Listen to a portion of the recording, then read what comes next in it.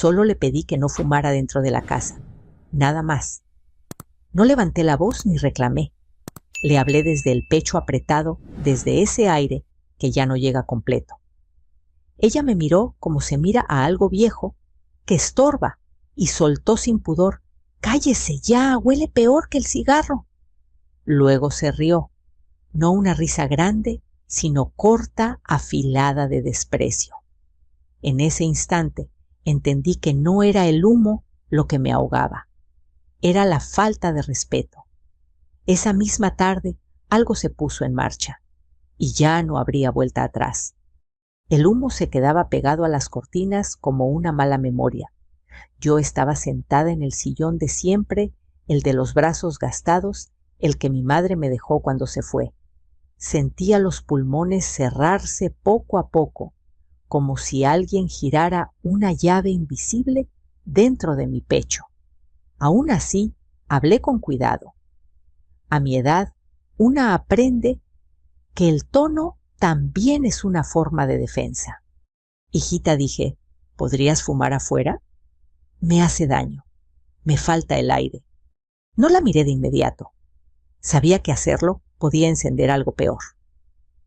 Carla no respondió enseguida.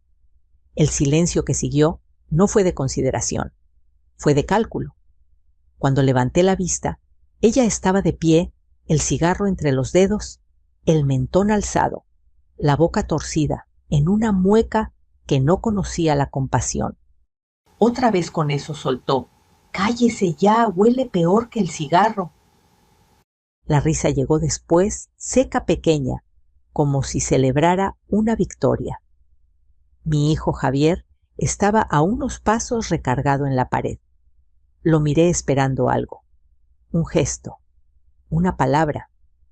Él suspiró. «Mamá, no empieces», murmuró. «Carla solo está fumando un rato». Ese solo me atravesó. No respondí. Me quedé quieta con la espalda recta y las manos juntas sobre el regazo, como me enseñó mi madre cuando la dignidad era lo único que no se negociaba. El humo seguía entrando. Yo también seguía ahí. Además, añadió Carla, exhalando despacio: «Esta casa siempre huele raro».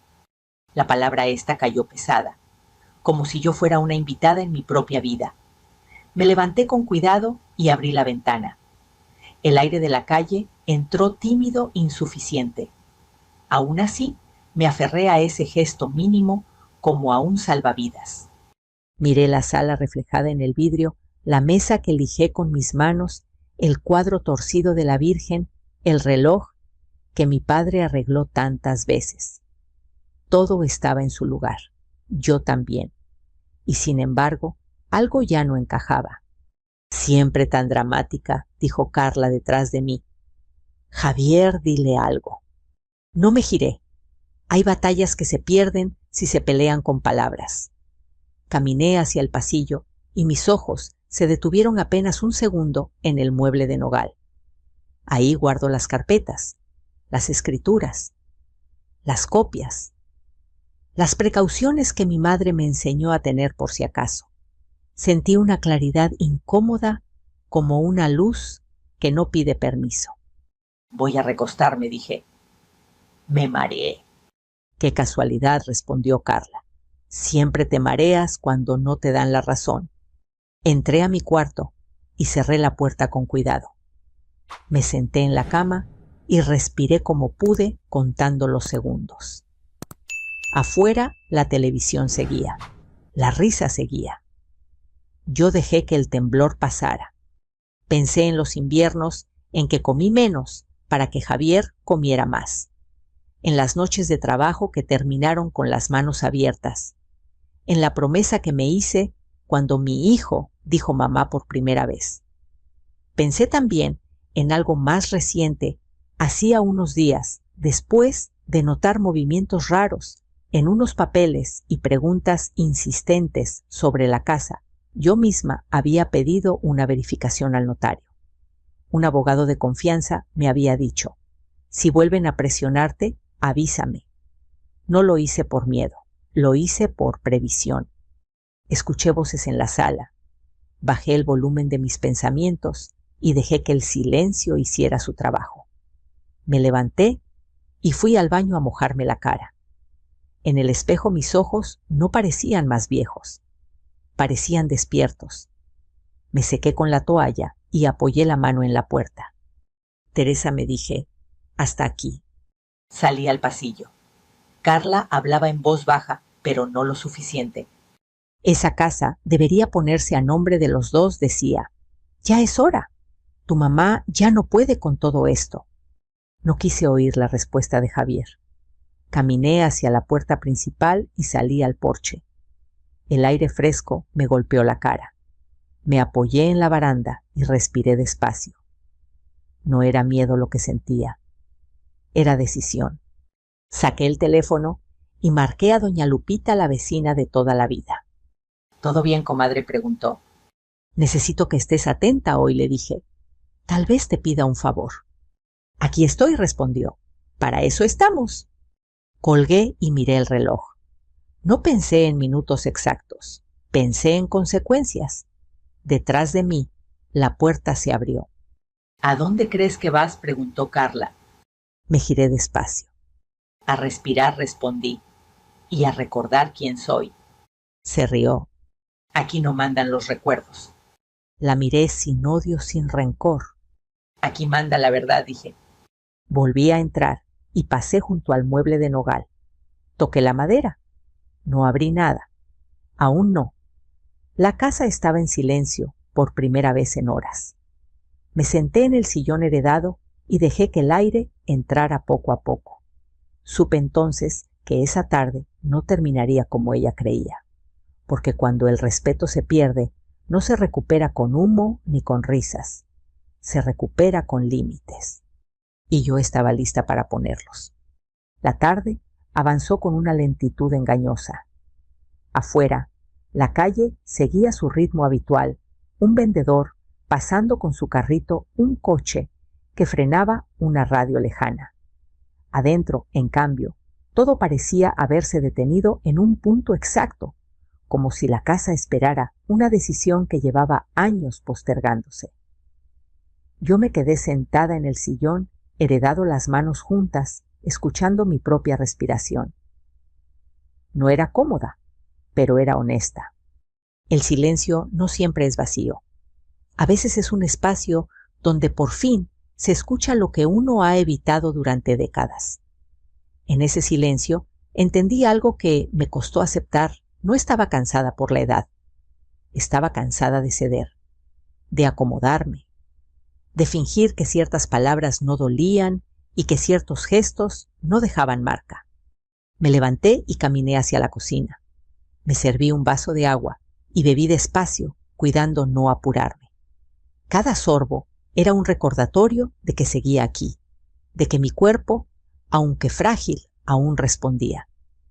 Miré la mesa, el mantel bordado por mi madre, la silla donde Javier se sentaba de niño a hacer la tarea. Todo seguía igual, pero yo ya no. Recordé la primera vez que mi hijo se avergonzó de mí. Tendría 15 años. Yo fui a recogerlo a la escuela con el uniforme de trabajo puesto, y uno de sus amigos hizo un comentario burlón.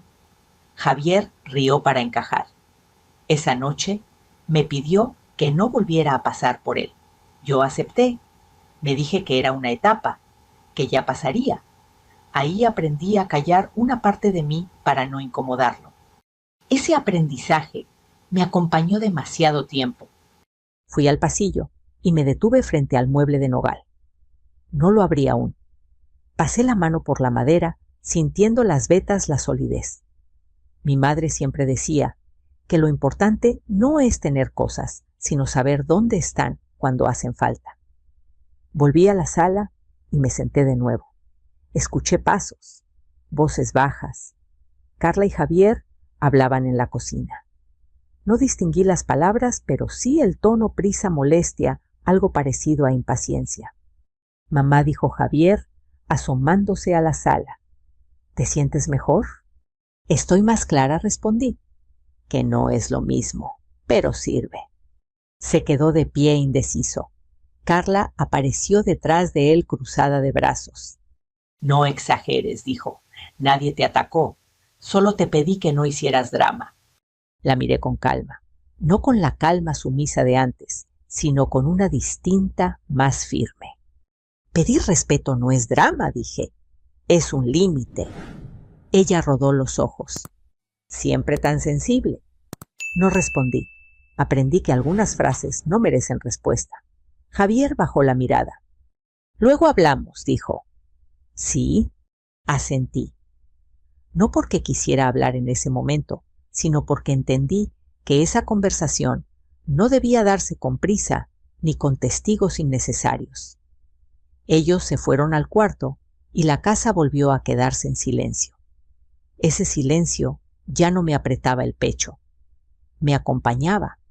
Saqué el teléfono y marqué al abogado que me había recomendado una amiga semanas atrás, cuando noté preguntas insistentes sobre papeles y firmas. No entré en detalles entonces, solo pedí orientación. Ahora su voz al otro lado de la línea fue firme. Hizo bien en no firmar nada, me dijo. Si hay presión o irregularidades, el siguiente paso es verificar. Yo ya dejé la solicitud en la notaría. Ellos se comunicarán. Colgué y sentí una serenidad extraña. No euforia, no alivio completo. Serenidad, como cuando una decide dejar de correr y empieza a caminar con rumbo. Pensé en doña Lupita, en su aquí estoy sin preguntas. Pensé en cuántas veces subestimé la fuerza de la gente sencilla, la que observa y recuerda. Me prometí no volver a minimizar eso. Caminé hasta mi cuarto y abrí el armario. Saqué la caja de madera donde guardo lo importante. No la abrí, solo la puse sobre la cama visible. Era suficiente por ahora. Me senté a su lado y apoyé las manos encima. No temblaban. Escuché de nuevo voces en la sala. Carla reía una risa distinta a la de antes, más tensa. Javier hablaba rápido. No me levanté. El silencio seguía siendo mi decisión. Cuando el sol empezó a bajar la luz de la tarde, entró inclinada por la ventana. Me levanté y abrí un poco más para ventilar. El aire entró fresco, llevando consigo el polvo y el olor viejo. Tosí apenas, pero respiré mejor. Pensé en algo que mi madre repetía. Callar no siempre es aguantar. A veces es tomar impulso. Me senté otra vez. Miré el reloj. No conté minutos. Conté certezas. Sabía que esa tarde no terminaría en una discusión más. Sabía que no volvería a pedir permiso para cuidar mi salud. Sabía sobre todo que había dejado de confundir silencio con debilidad, porque el silencio, cuando nace de la conciencia, no es derrota, es preparación. La campana sonó cuando el sol ya empezaba a caer. No fue un timbrazo insistente, sino uno medido correcto, como de alguien que sabe esperar. Me levanté sin apuro. No sentí sobresalto. Había una serenidad nueva en mis movimientos, una que no conocía la prisa ni el miedo. Miré por la mirilla. Un hombre con portafolios y una mujer con gafete aguardaban en el porche. No eran vecinos, no eran amigos, eran exactos. Abrí. La señora Teresa Ramírez, preguntó el hombre con voz profesional. Soy yo. Venimos de la notaría. Tenemos una cita de verificación de documentos solicitada por usted.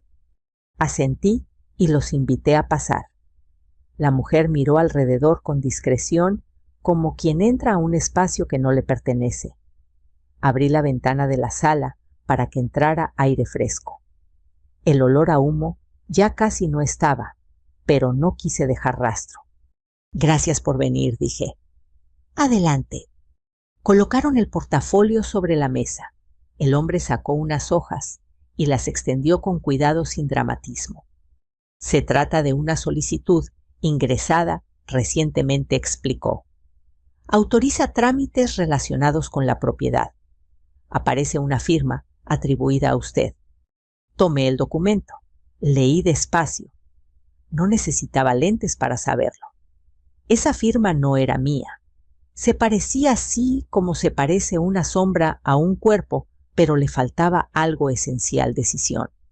Yo no firmé esto, dije, y nunca autoricé a nadie a hacerlo por mí. La mujer del gafete levantó la vista. ¿Reconoce esta firma como suya? No respondí. Reconozco la mía. Esta no lo es. Me levanté y fui al mueble de nogal. Lo abrí con calma y saqué la carpeta. Coloqué sobre la mesa las escrituras originales, las copias certificadas y un par de documentos donde mi firma aparecía clara, constante, firme. El hombre comparó los trazos. No necesitó decir nada para que la gravedad se hiciera evidente. Entiendo, murmuró. Esto requiere un reporte. En ese momento escuché pasos apresurados en el pasillo. Carla apareció en la sala, con el teléfono en la mano, la expresión dura. ¿Qué es todo esto?, preguntó. ¿Quiénes son? Personas que vienen a confirmar la verdad, respondí. ¿Mi verdad? Carla soltó una risa breve, tensa. Seguro es un error. Mi suegra se confunde con estas cosas. No me confundo, dije. Y no estoy sola. Javier entró detrás de ella. Miró los papeles, luego mi cara. Su desconcierto era real. Mamá. ¿Qué pasa? Escucha, le pedí. Nada más. El hombre de la notaría habló con voz neutra. Hay indicios de firma no autorizada en un trámite relacionado con esta propiedad. Necesitamos levantar un acta y notificar a las autoridades competentes. Esto es exagerado, saltó Carla. Yo solo intenté ayudar. Aquí nadie roba nada. La mujer del gafete tomó nota sin mirarla. Ayudar no es firmar por otro, dijo, y menos sin consentimiento. Carla me miró con fastidio. ¿Te das cuenta de lo que estás haciendo? La miré sin levantar la voz. Sí, respondí. Estoy cuidando mi casa. El ambiente se tensó. Javier dio un paso atrás, como si el suelo se hubiera movido. Carla dijo, ¿tú hiciste esto? Ella no respondió de inmediato. Buscó una salida en la sala, en la puerta, en mi cara. No la encontró. Solo estaba poniendo orden, dijo al fin. Tu mamá ya no puede con todo. Sentí el impulso antiguo de defenderme con explicaciones. Lo dejé pasar. Puedo, dije, y lo estoy haciendo. El hombre cerró el portafolios. Vamos a enviar el informe hoy mismo, explicó. Es probable que se cite a las partes para aclaraciones. Asentí. No pedí disculpas. No las debía. El timbre volvió a sonar. Esta vez distinto. Miré por la mirilla. Una patrulla estaba estacionada frente a la casa. 2 oficiales bajaban con calma. No hubo gritos. No hubo urgencias exageradas. Todo seguía un curso que yo había iniciado días antes, cuando decidí no firmar nada y pedir orientación. Abrí la puerta. Buenas tardes, dijo uno de los oficiales. ¿La señora Teresa Ramírez? Soy yo. Venimos por una notificación relacionada con un posible intento de falsificación de documentos. La notaría nos envió el reporte preliminar. Carla palideció. Javier se quedó inmóvil.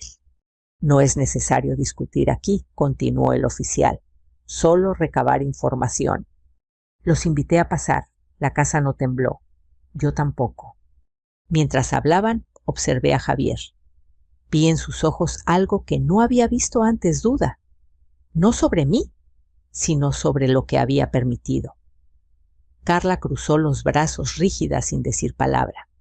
Señora, me dijo el oficial, agradecemos que haya actuado con anticipación. Eso facilita todo. Asentí. Actuar a tiempo también es cuidarse, respondí. Cuando se fueron, la sala quedó en silencio otra vez. Un silencio distinto. Javier se sentó despacio. Mamá dijo, yo no sabía. Ahora sabes, respondí. Y eso es lo que importa. Carla me miró con rabia contenida. Esto no se queda así, murmuró. No dije, Esto por fin se aclara.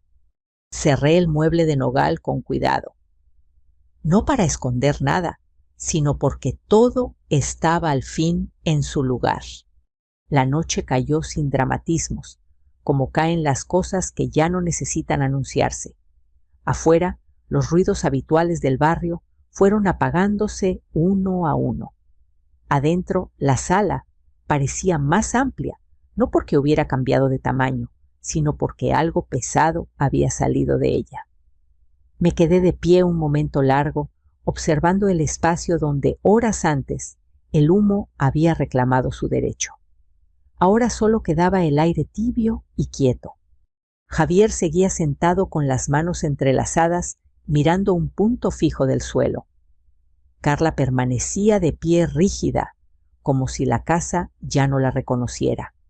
No había gritos. No los necesitábamos. Voy a cambiar la cerradura, dije al fin.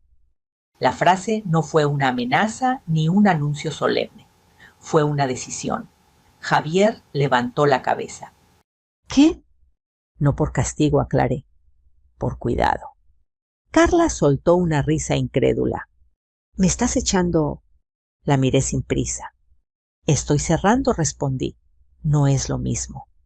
Saqué el teléfono y marqué el número del cerrajero que doña Lupita me había pasado tiempo atrás, por si algún día hacía falta. Nunca imaginé que ese día llegaría tan pronto. Contestó y quedó en venir en cuanto terminara un trabajo cercano. Colgué y guardé el teléfono. Esto es exagerado, dijo Carla. ¿Te estás pasando? No respondí. Me estoy quedando. Javier abrió la boca para decir algo, pero se detuvo. Lo vi debatirse entre la costumbre y la realidad. No intervine. Aprendí que hay silencios que permiten pensar. Mientras esperábamos, abrí todas las ventanas de la sala. El aire fresco entró con más fuerza. Tosí apenas lo justo para recordar por qué estaba haciendo todo aquello. Me senté en el sillón heredado y apoyé las manos en los brazos gastados. Pensé en mi madre, en cómo me enseñó a no abrir la puerta a cualquiera, aunque insistieran. El cerrajero llegó puntual, discreto. Saludó con un gesto breve y se puso a trabajar sin hacer preguntas innecesarias. El sonido del metal cediendo de los tornillos saliendo tuvo algo de ceremonia. No dolía, liberaba. Listo, señora, dijo al final. Solo usted tendrá estas llaves. Las tomó de su bolsillo y me las entregó. Sentí el peso frío en la palma. Asentí. Gracias. Javier se levantó. Mamá, empezó. ¿Qué significa esto para mí? Lo miré con calma. Significa que hoy no decides tú, respondí. Mañana sí, pero con claridad. Carla dio un paso hacia la puerta y se detuvo al ver la cerradura nueva. Esto es ridículo, dijo. No me voy a quedar aquí parada. No tienes que quedarte, respondí. Tampoco tienes que entrar. Hubo un silencio incómodo. Carla tomó su bolso y salió sin despedirse. La puerta se cerró detrás de ella con un sonido firme. No hubo portazo. No lo necesitábamos. Javier se quedó de pie sin saber qué hacer con las manos. ¿Puedo quedarme esta noche?, preguntó, solo para pensar. Lo observé un instante. No vi soberbia, vi confusión, vi miedo. Puedes quedarte, dije. Pero mañana tendremos que hablar sin rodeos. Asintió y fue a su cuarto. Yo regresé a la sala y me senté otra vez. El silencio volvió, pero esta vez no era tenso. Era un silencio que permitía escuchar el propio corazón. Preparé una taza de té y la bebí despacio. El aire entraba mejor. No perfecto, pero mejor. Miré la puerta a la cerradura nueva a la madera que tantas veces abrí sin pensar. Entendí algo sencillo y profundo. A la vez la puerta no pide permiso para proteger lo que está dentro. Antes de acostarme, guardé las carpetas en el mueble de nogal.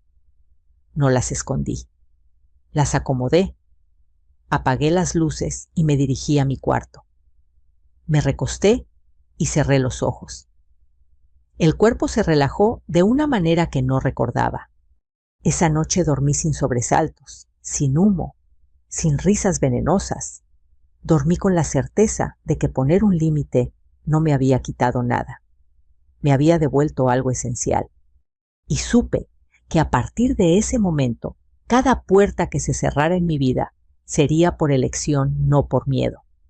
Me desperté antes del amanecer, no por la tos ni por un ruido, sino por esa sensación rara de haber tomado una decisión que no admite marcha atrás. La casa estaba en calma. No una calma frágil, sino una que se sostiene sola. Me levanté despacio y caminé hacia la cocina. Puse agua a calentar. El vapor subió lento, como si también necesitara tiempo. Mientras el café se hacía, miré el mueble de nogal desde la puerta del pasillo. Sabía lo que había dentro y sabía que ya no podía seguir guardándolo como si fuera un amuleto. Hay cosas que cuando llega su hora deben salir a la luz para cumplir su función. Javier apareció con pasos suaves, despeinado, con esa cara que tenía de niño cuando despertaba después de una pesadilla. ¿Dormiste?, preguntó. Sí, respondí, y eso ya es decir mucho. Se sentó a la mesa. Le serví una taza. No hablamos de inmediato. Dejé que el silencio hiciera su parte. Cuando bebió el primer sorbo, respiró hondo, como si se preparara para algo difícil. Anoche pensé mucho, dijo, en lo que pasó, en lo que no quise ver. Asentí, no lo interrumpí. Carla me escribió, continuó. Dice que todo es un malentendido, que exageramos, que tú estás confundida. Lo miré con atención.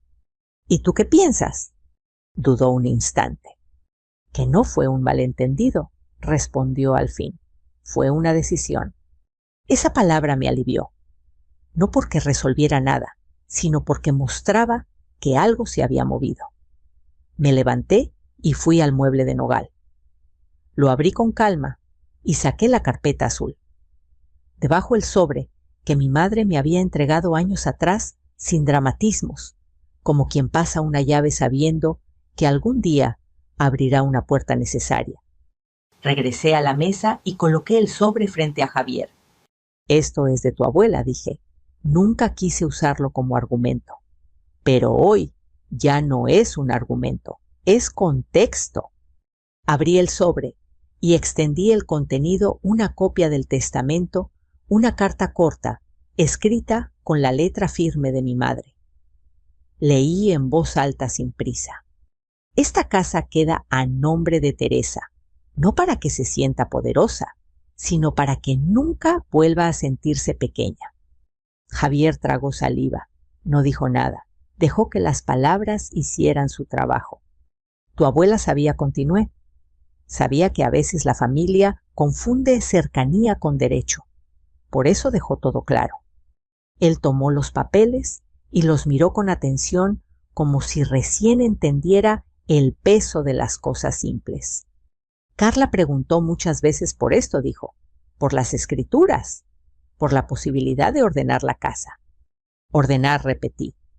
Esa palabra se usa mucho cuando alguien quiere decidir por otro. Hubo un golpe suave en la puerta. Me levanté y abrí. Era doña Lupita, con una bolsa de pan recién hecho, y esa mirada que no necesita permiso. Vine a ver cómo amaneciste, dijo, y a dejar esto por si no desayunaron. Gracias, comadre, respondí. Pasa. Se sentó con nosotros. No hizo preguntas innecesarias. Escuchó. A veces escuchar bien es la forma más alta de respeto. Anoche, dijo doña Lupita, vi salir a Carla con prisa. No parecía tranquila. No lo está, respondí. Porque la verdad no se puede fumar para que desaparezca. Javier sonrió apenas una sonrisa triste. Hay algo más, dije entonces. Y necesito que lo sepas. Ahora, no después.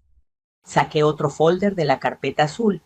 Estados de cuenta, avisos de cobro, Nada escandaloso a simple vista, todo muy ordenado, demasiado. Estos préstamos, expliqué, están a tu nombre. Javier los tomó confundido. Yo no pedí esto. Lo sé, dije. Por eso me preocupé cuando vi los movimientos. Por eso pedí asesoría. Y por eso la notaría vino ayer. La garantía que intentaron usar fue esta casa. El color se le fue del rostro. ¿Carla hizo esto? No respondí. Doña Lupita se persignó en silencio. Eso no es un error, dijo.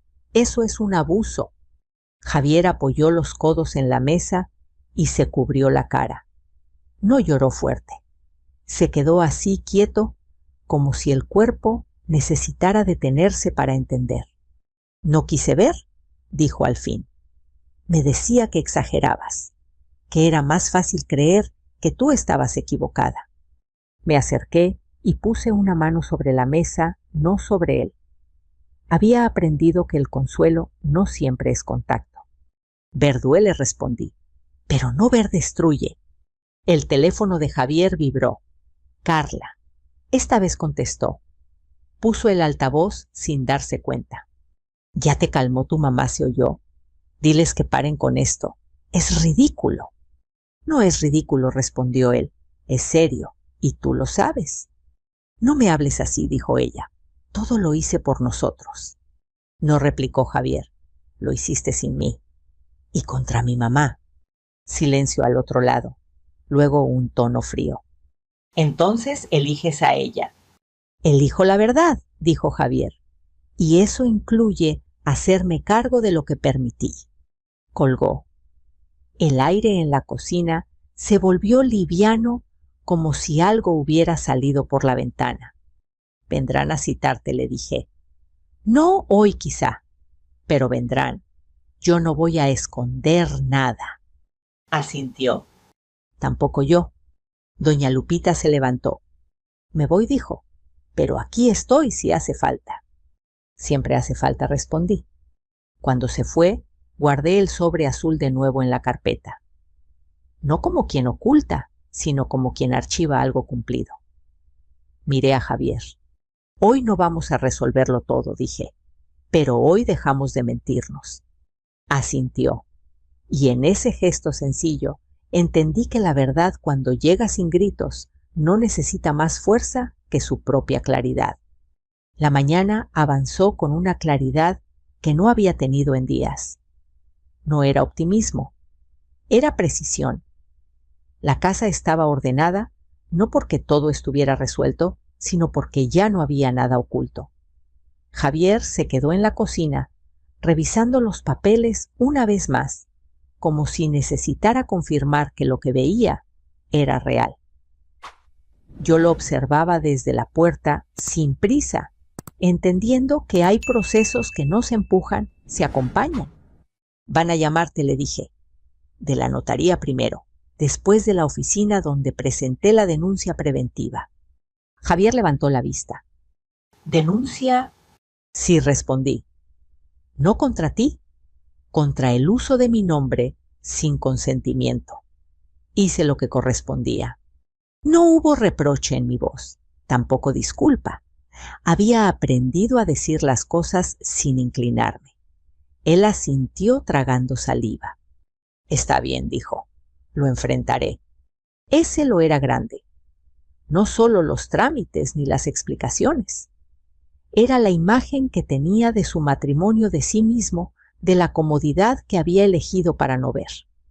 Yo sabía que ese enfrentamiento no se resolvía en un día, pero también sabía que ya no era evitable.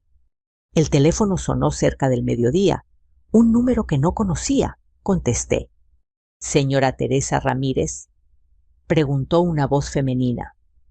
«Le hablamos de la notaría para confirmar disponibilidad.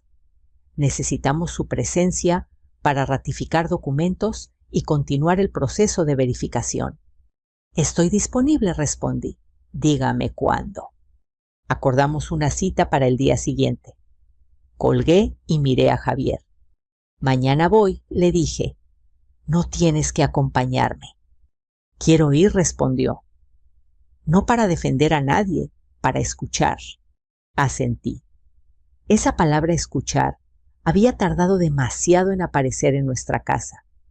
Por la tarde, Javier recibió un mensaje de Carla.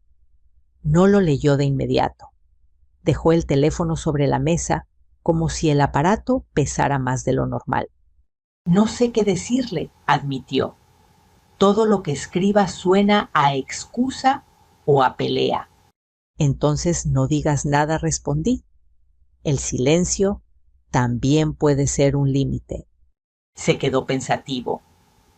Afuera, el barrio seguía su curso. Un niño pasó corriendo. Una vecina barrió la banqueta. La vida no se detiene para acomodarse a nuestras crisis. Nos empuja a resolverlas. Al caer la tarde, alguien tocó la puerta. Miré por la mirilla el mismo oficial que había venido el día anterior, acompañado de una mujer con carpeta. Abrí. «Buenas tardes, señora», dijo él. «Venimos a notificar formalmente que se abrió una investigación por posible uso indebido de firma. No es una detención, solo requerimos información adicional». Entiendo, respondí. Pase. Se sentaron en la sala. No hubo tensión exagerada, solo preguntas claras, respuestas precisas. Expliqué cuándo noté los movimientos extraños, a quién pedí asesoría, qué documentos tenía. La mujer tomó nota con atención. «Hizo bien en actuar a tiempo», dijo. «Muchas personas esperan demasiado». Miré a Javier, que escuchaba en silencio. Esperar no siempre es prudencia, respondí. A veces es miedo. El oficial asintió. Antes de irse, dejó una tarjeta. Si la señora Carla se comunica con usted para presionarla, repórtelo, indicó. No está obligada a hablar. Gracias, dije. Cuando cerré la puerta, Javier respiró hondo. Nunca pensé que llegaría a esto, dijo. Llegó porque se empujó, respondí. Y ahora hay que hacerse cargo. Esa noche preparamos una cena sencilla. Comimos sin televisión, sin teléfonos. No hablamos de Carla. Hablamos de cosas pequeñas del trabajo de Javier, de una planta que quería poner en el patio, de un arreglo pendiente en la regadera. Era extraño y al mismo tiempo reparador, como volver a un idioma olvidado. Mamá dijo de pronto: «He sido injusto contigo». No contesté enseguida. Lo miré. No buscaba absolución. Buscaba responsabilidad. Permití cosas que no debía, continuó. No te defendí. No te cuidé cuando lo necesitabas. Eso es cierto, respondí. Y decirlo no te hace peor. Te hace consciente. Quiero cambiar, dijo. Pero no sé por dónde empezar. Empieza por no negociar lo que no se negocia, le dije. El respeto, la verdad, la salud de los que dices amar. Asintió. No prometió nada grandilocuente, y eso curiosamente me dio confianza. Antes de dormir, revisé una vez más las cerraduras. Cerré ventanas, apagué luces. La casa respondió con un silencio tranquilo. Me recosté y respiré. El aire entró sin pelea. Pensé en la risa de Carla, en el humo, en la facilidad con la que algunos creen que todo se puede tapar. Sonreí apenas. La verdad, cuando deja de negociarse, no necesita alzar la voz. Se sostiene sola. La mañana siguiente amaneció clara, sin esa pesadez que suele quedarse flotando después de una tormenta emocional. No sentí alivio inmediato ni una felicidad exagerada. Sentí algo más sobrio y más duradero equilibrio. Me levanté despacio, abrí las cortinas y dejé que la luz entrara sin pedir permiso. La casa respondió como si también hubiera estado esperando ese gesto. Preparé café y lo bebí con calma mirando el patio. Pensé en cuántas veces me senté ahí a justificar lo injustificable, a convencerme de que aguantar era parte del amor. Esa versión de mí ya no estaba. No había desaparecido por rabia ni por venganza, sino por entendimiento. Javier salió de su cuarto con el rostro serio pero descansado. Se sentó frente a mí sin rodeos. Hoy voy a hablar con Carla, dijo. No para discutir, para poner límites. Asentí. Eso es lo único que importa, respondí. No ganar, no convencer. Poner límites. No quiero seguir viviendo así, continuó. No quiero seguir siendo el hombre que calla para evitar conflictos y termina creando otros peores. Lo miré con atención. No vi dramatismo, vi responsabilidad. Eso era nuevo. Buscaré ayuda, añadió. Terapia, asesoría, lo que haga falta. No lo felicité. No lo abracé. No porque no me importara, sino porque entendí que ese camino debía recorrerlo sin aplausos inmediatos. A veces la mayor muestra de respeto es no intervenir. Más tarde salí a barrer la entrada. Un gesto sencillo, casi doméstico, pero necesario. Doña Lupita pasó y se detuvo un momento. «Te ves distinta», dijo, más derecha. «Estoy igual», respondí. Solo dejé de inclinarme. Sonrió y siguió su camino. Al mediodía sonó el teléfono. Era de la notaría. Confirmaron la cita y los pasos siguientes. Colgué sin sobresaltos. Sabía lo que venía. No me asustaba. Tener claridad quita mucho miedo. Por la tarde Javier se preparó para salir. Antes de irse, se detuvo en la puerta. Mamá dijo, «No sé si algún día puedas perdonarme». Lo miré con calma. «El perdón no es un punto de partida», respondí. «Es una consecuencia. Si cambias, llegará. Si no, no». Asintió. No discutió. Se fue. Cerré la puerta y giré la llave. El sonido fue firme, definitivo, pero no duro. Me senté en el sillón heredado y respiré sin esfuerzo. No había humo. No había risa de desprecio. Solo el murmullo lejano de la calle y el latido tranquilo de una casa que volvió a ser refugio. No sentí victoria. Sentí justicia. Y entendí algo que me tomó muchos años aprender. La justicia no siempre grita, no siempre castiga, no siempre humilla de vuelta. A veces simplemente ordena las cosas, devuelve los límites a su lugar y permite que cada quien cargue con lo que le corresponde. Yo ya no cargaba con lo que no era mío. Si llegaste hasta aquí, quizá algo de esta historia tocó una fibra en ti. Tal vez reconociste silencios, límites no puestos o decisiones postergadas. Si es así, no te lo guardes.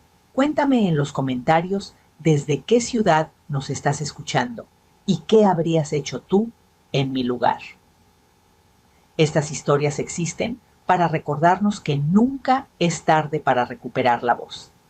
Aquí seguiremos compartiendo relatos que hablan de dignidad, de límites y de segundas oportunidades. Si quieres acompañarnos, suscríbete al canal y no te pierdas la próxima historia. Sigamos este camino juntos.